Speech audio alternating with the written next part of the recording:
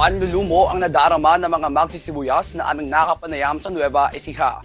Partikular sa mga bayan ng Bungabot at Cabaldon, sanhi ng kanilang pagkalugi dahil sa pagdami ng umataking harabas sa kanilang mga pananim.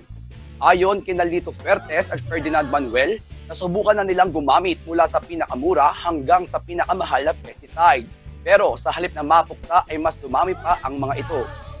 Kasi nagtataka kami, habang ini-sprayan mo yung sibuyas, parang lalong dumadami. Yan lang naman talaga ang sumisira ng ani ng sibuyas, harabas. Kasi pag minsan po, bumibili talaga kami ng mamahalin, yung 52,000 plus. Tapos pang-alternate lang namin yung mga tigi 1,000. Kaya lang po hindi rin naman siya gaanong pumatay ng peste, kaya ganyan ang nangyari. Kwento ni Christopher Kiday, bagaman doble na ang dosage ng gamot ang kanilang ginamit sa pagtuksa sa mga harabas, ay wala pa rin itong naging epekto. Ngayon, hindi na rin may epekto. Meron kaming mga direct contact, tapos mas matataas na yung dosage na ginagamit namin, hindi pa rin siya namamatay.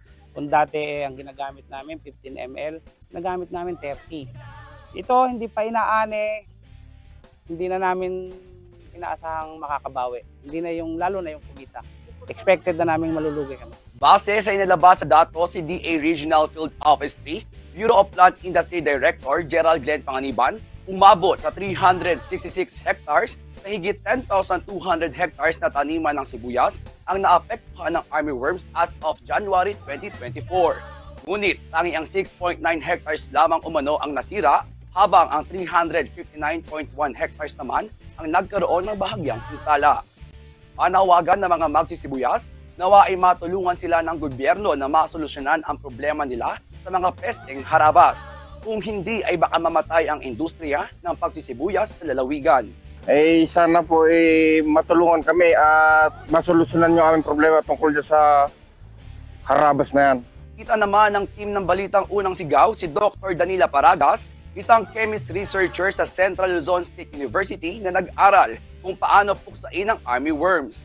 Nagsimula aniya ang problema sa mga nasabing peste noong taong 2016. At sa paglipas ng panahon ay naobserbahan aniya nila ang paglakas ng resistensya ng mga ito kumpara sa dati. Pagka in-applyan ng pestisidyo, may mga mamamatay pero may mga mabubuhay.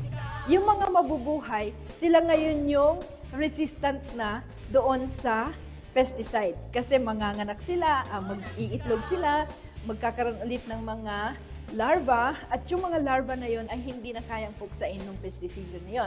Gagamit na naman sila ng iba. At ang ginagawa pa ng farmers, ito yung masaklap.